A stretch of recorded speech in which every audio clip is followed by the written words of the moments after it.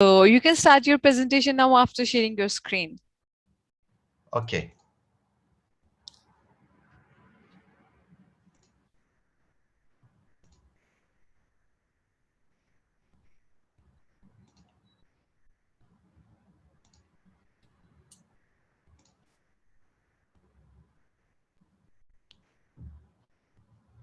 Can you see my screen? Yes, I can see your screen. Okay, good.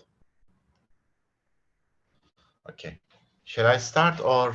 Yes, sure. You can start it. Good luck. Stage is all yours now. Okay, thank you very much. Bye. Hello, everybody. Thank you very much for your participation and also listening to me.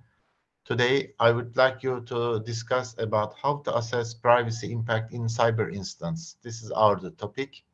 My name is Mustafa Komut. I am in charge of business resilience and data privacy senior manager. I've been working for Vodafone 16 years. My Previously, I'm a computer engineer. I did my first and second degree in University of London, King's College. And then I've been working in the first banking industry, and then I shift to the telecommunication industry. So I'm there. I hope you will all enjoy, and it will be very beneficial for you. And also, thank you very much for this event organization. Um, this is me, as you see. I just skip. Today's agenda: introduction to cyber instance in the privacy, how we deal it with the process in the GDPR and best practices, and ISO 27701, and technology tool deployments, and also people, we call it subject mix, experts, how they are dealing with decision making.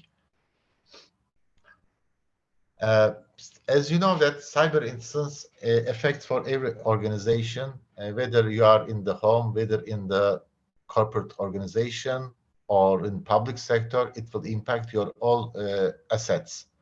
It can affect for your physical assets, in your tangible assets, and also for your personal ID. You all know that for your money, your family, all your relationships. So this is can also includes for your all private assets as well. Privacy now is becoming much more maturity. In fact, have become much more dangerous because everybody, whenever we come across Netflix or Google, you will always see that, oh, I remember this, how this information gathered from me. Netflix already provides you the movies that you have already selected and makes the artificial intelligence that this one is maybe you will like it. So these are always we dealing with privacy concepts. Uh, these for about for process how we deal with for the GDPR and the best practices and the concept for coming from the privacy. Here, you know already know some of the well-known practices and the compliance frameworks. In Europe, GDPR, in USA for compliance, and PCR, security, and HIPAA for the health and safety, and SOX, we already know that in 1970s and 80s for the Sarbanes-Oxley, FedRAMP, SIP, and cybersecurity certification, NISTs, CIS, and ISO 27701, and now 27701, which is first one is technology information security, second one is privacy. These are all best practice and compliance frameworks. Basically, what they do for help to drive the business for practices to do diligence and make decisions, not just based on cost. They are mainly for building the blocks. They are not doing much more that. They set your requirements, and then they provide you some penalties, maybe that you are not so secure.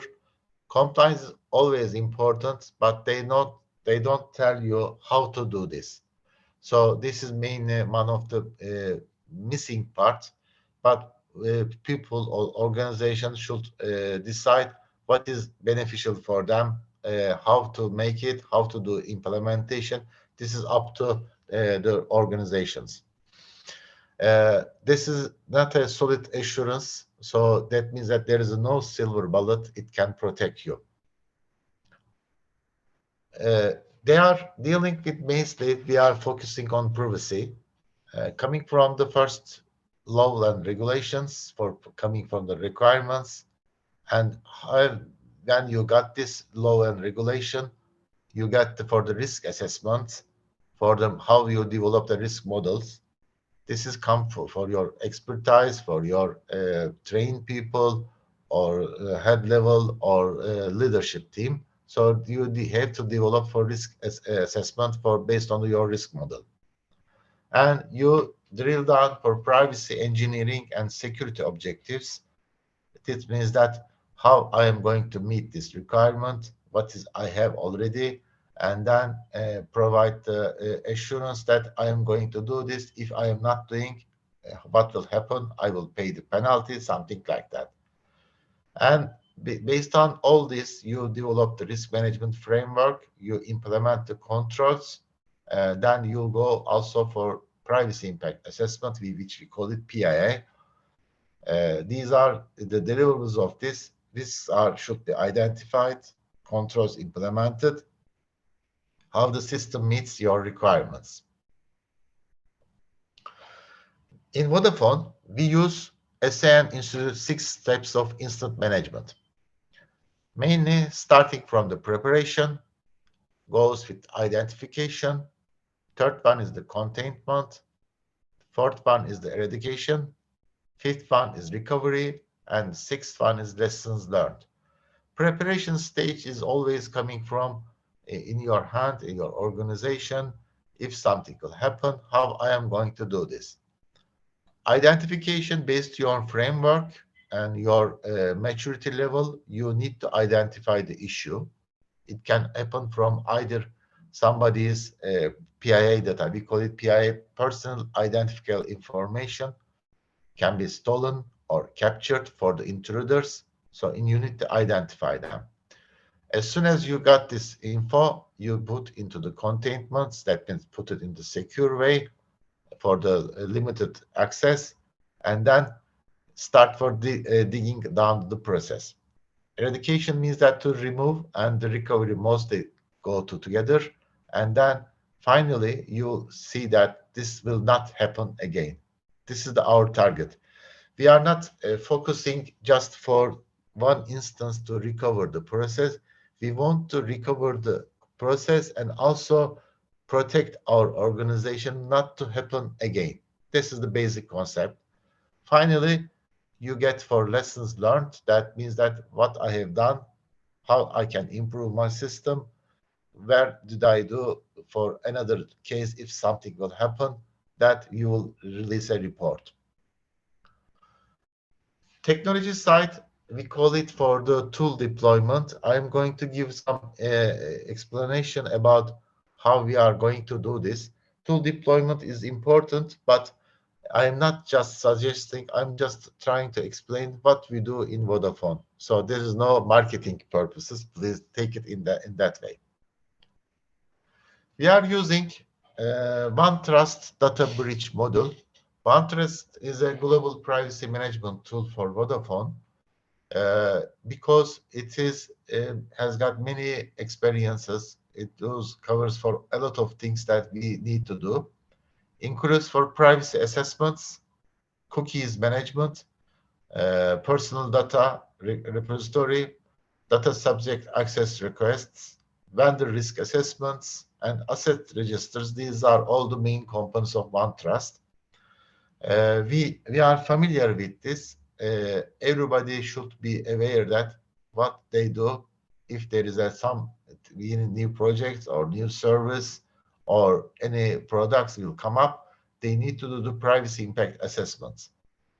They are running for the Vodafone based. This is a web-based tool. You are not supposed to deploy any repository or any Oracle DB or operation site for system-based application. You just need a web access to the system. You can pull it down for the central organization and expand into your local hubs as well. These also covers for mostly for the data breach records and as well as for the privacy controls.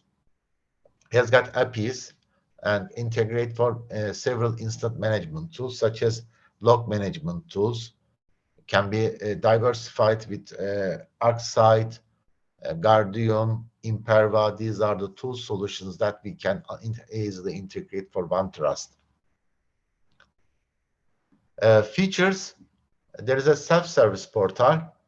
These are for local and group security teams will be able to notify for privacy officers. I am also DPO, I forgot to tell you, data privacy officer, to new personal data breach for the data breach notification coming from the self-service portal. And data breach notification has got 5 sections. Factual analysis means that how and when and why data breach occurred. And data analysis involves several departments and also why it happened, and also individuals for the data. We call it data subject requests can be also impacted for the these models as well. This assessment should be done with the privacy officer, and risk assessment module also completed with privacy officer. This will lead with factual analysis and data analysis section, and regulatory and contractor notification to be also complete with privacy officer, which is come up with the outcomes of the risk assessment.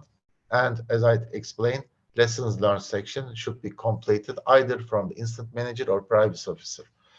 I would like to give the explanation what is maybe you already know, but is a good explanation, I think, for what data privacy officer does.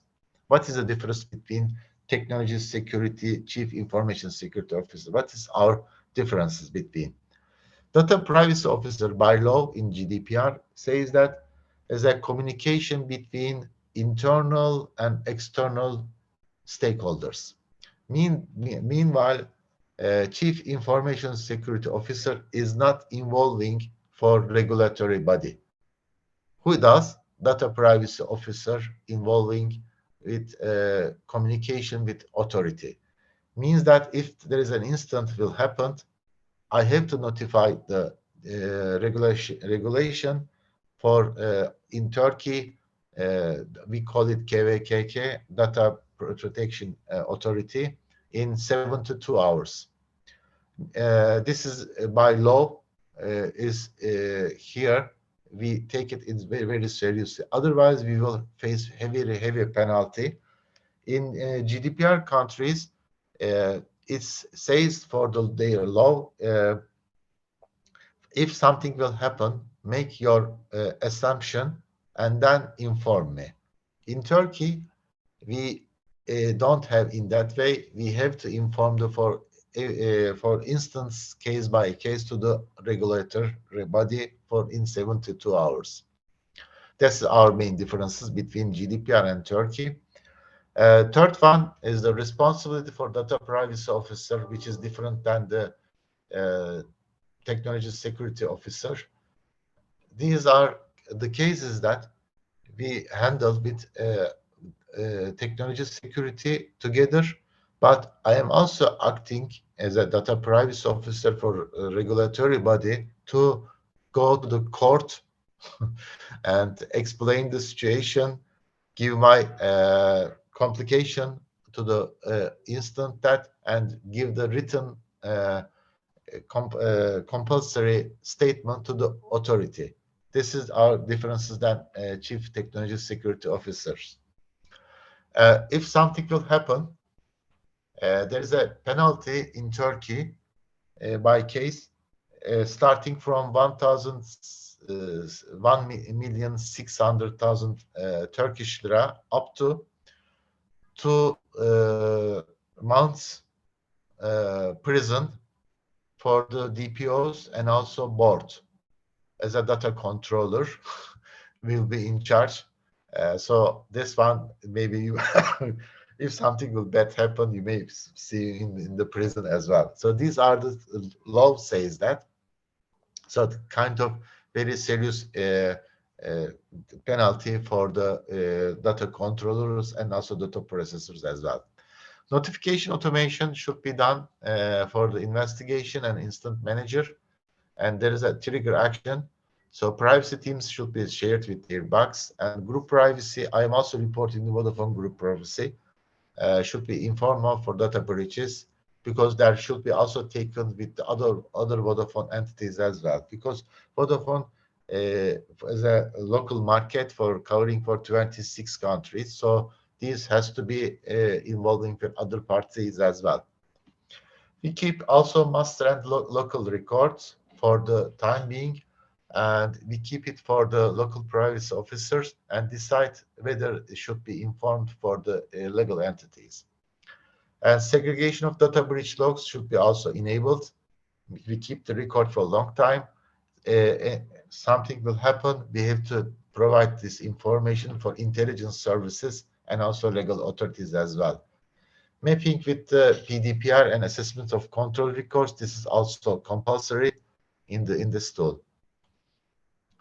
Uh, Key standard features is analytic dashboards. There is a matrix on data breach stage. Data breach logs is already covered, and multiple templates possible for create new customized templates. It allows you to do that. Workflows and rules are also allowed. Task allocation is also allowed. User groups, you can also define for user groups depending on the data breach. And timestamps and reporting, exporting attachments, these are also all available. Now I'm coming to the most important part. You've got process already defined. You've got a tool now, second component. Final one is the most important one, is people who are qualified subject matter experts for decision making. Because why is important? You will face a lot of data. It's based on your knowledge, your experience, your sometimes your humor to make the decision very rapidly. There is a clock ticking in your hand, and you have to involve the regulatory body, and also meanwhile you have to solve the solution.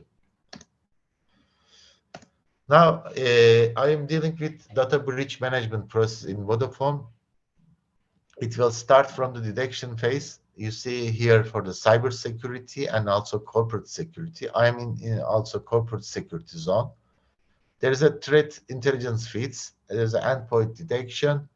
This is should be notification either come from the employee, supplier, or customer, or security researcher. They will inform us that, oh, something will happen. Please take care of that. We will start for deep dive analysis.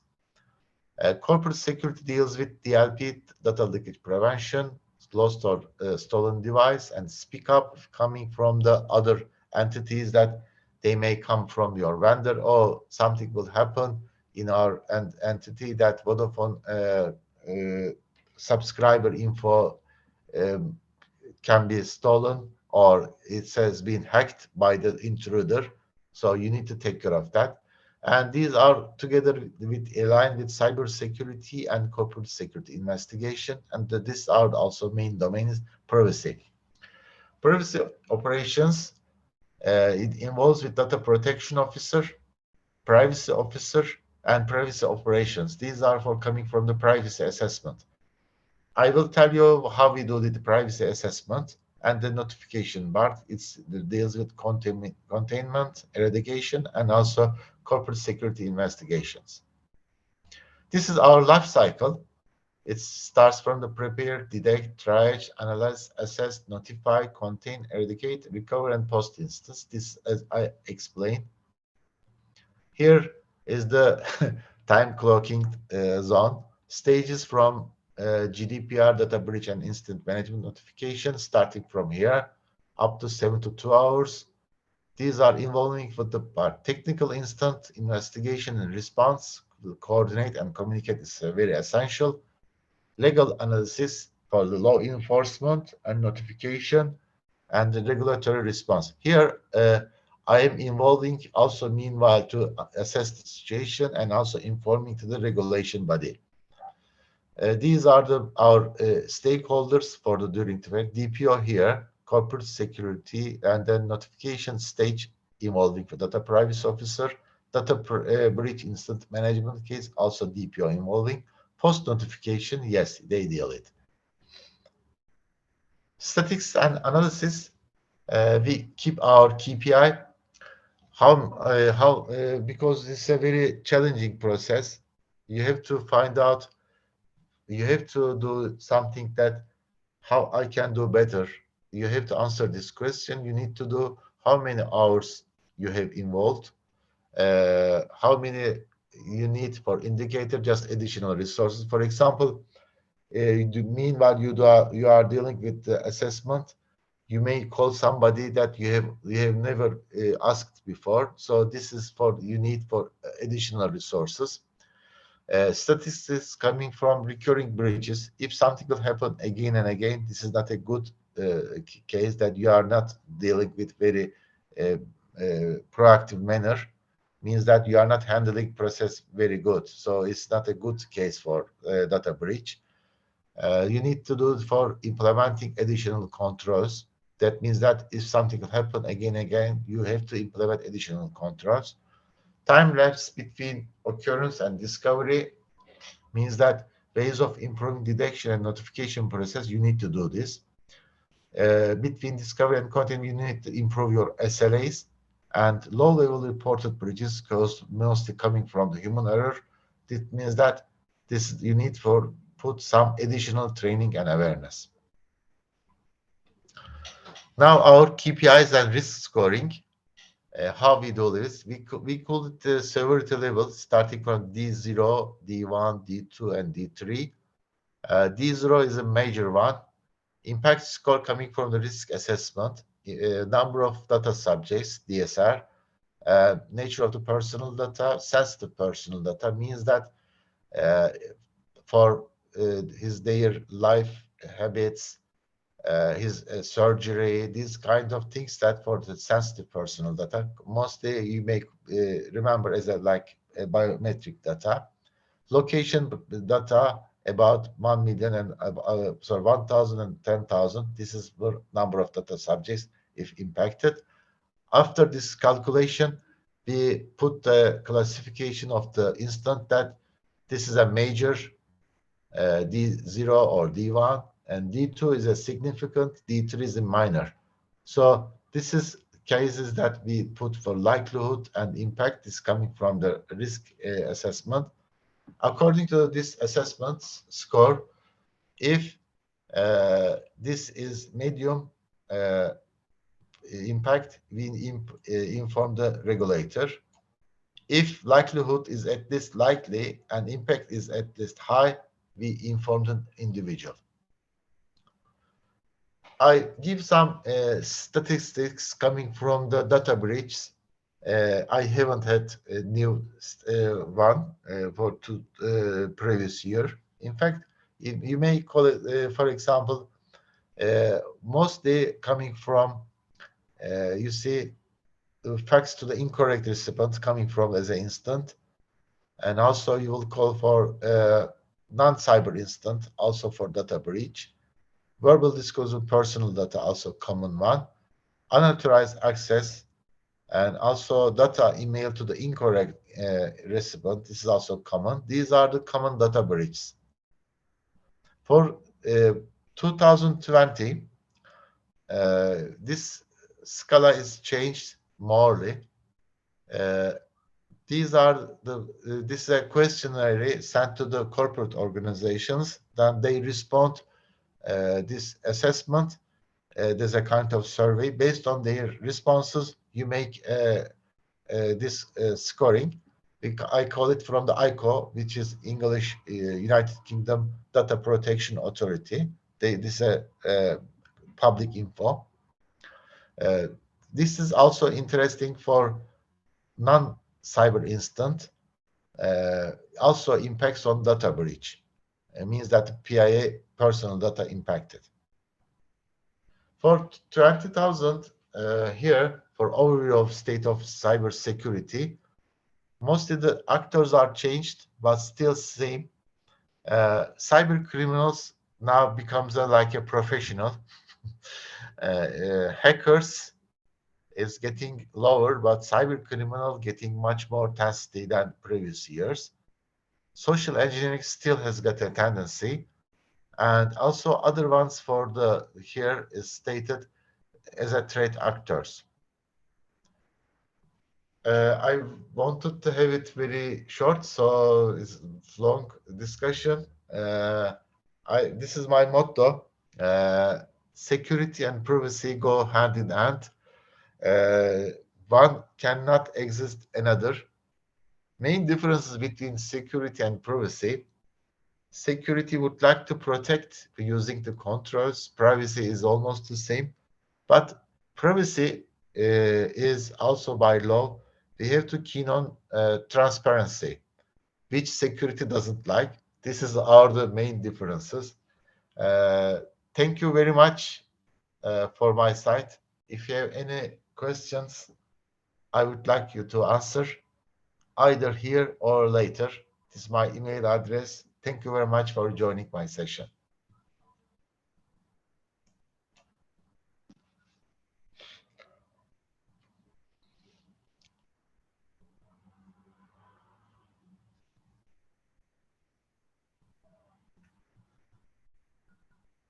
Hi, Mustafa.